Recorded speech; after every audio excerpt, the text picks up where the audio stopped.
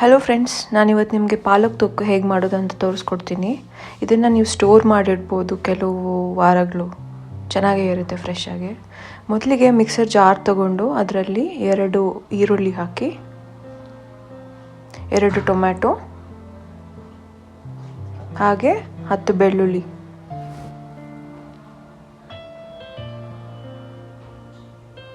ಇದಕ್ಕೆ ನೀರು ಹಾಕ್ದಿರ ಚೆನ್ನಾಗಿ ಸ್ಮೂತಾಗಿ ಪೇಸ್ಟ್ ಮಾಡ್ಕೊಳ್ಳಿ.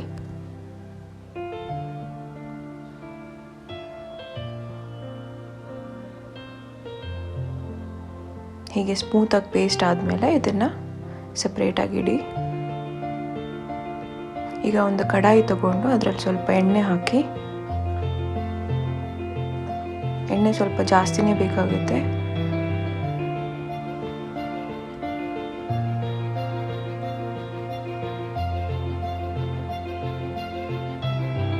ಎಣ್ಣೆ ಬಿಸಿ ಆದಮೇಲೆ ಅದಕ್ಕೆ ಸ್ವಲ್ಪ ಸಾಸಿವೆ, ಸ್ವಲ್ಪ ಜೀರಿಗೆ, ಸ್ವಲ್ಪ ಉದ್ದಿನಬೇಳೆ ಮತ್ತು ಕಡಲೆಬೇಳೆ ಹಾಕಿ, ಸ್ವಲ್ಪ ಹಿಂಗು,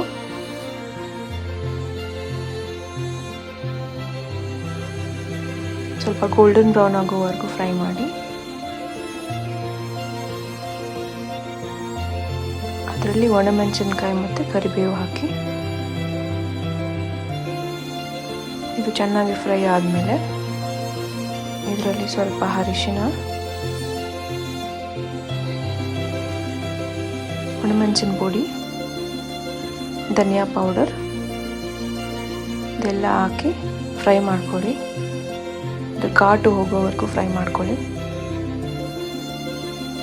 ಇದರಲ್ಲಿ ಈಗ ಪೇಸ್ಟ್ ಮಾಡಿದ್ವಲ್ಲ ಈರುಳ್ಳಿ, ಟೊಮ್ಯಾಟೊ, ಬೆಳ್ಳುಳ್ಳಿದು, ಅದನ್ನು ಮಿಕ್ಸ್ ಮಾಡಿ ಚೆನ್ನಾಗಿ ಫ್ರೈ ಮಾಡ್ಕೊಳ್ಳಿ.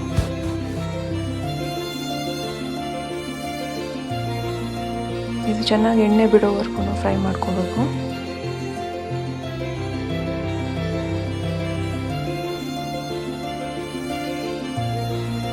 ಇದಾದಮೇಲೆ ರುಚಿಗೆ ತಕ್ಕಷ್ಟು ಉಪ್ಪು ಹಾಕ್ಕೊಳ್ಳಿ.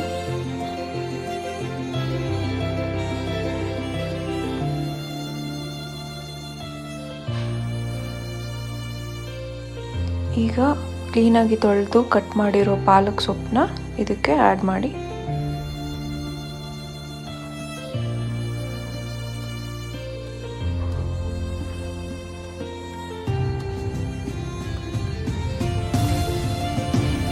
ಚೆನ್ನಾಗಿ ಕುಕ್ ಆಗಲಿ.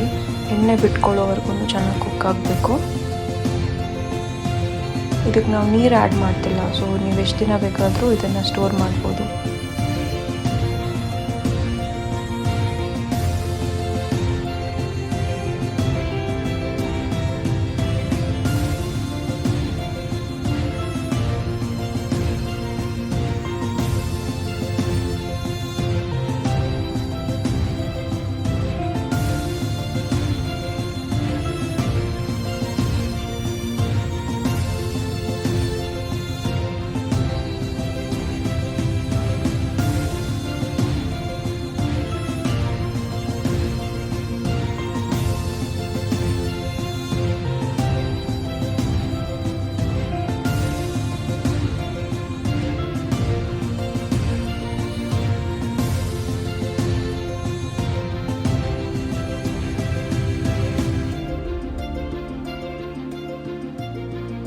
ಈಗ ಹುಳಿ ಖಾರವಾಗಿರೋ ಪಾಲಕ್ ತೊಕ್ಕು ಆಲ್ಮೋಸ್ಟ್ ರೆಡಿಯಾಗಿದೆ.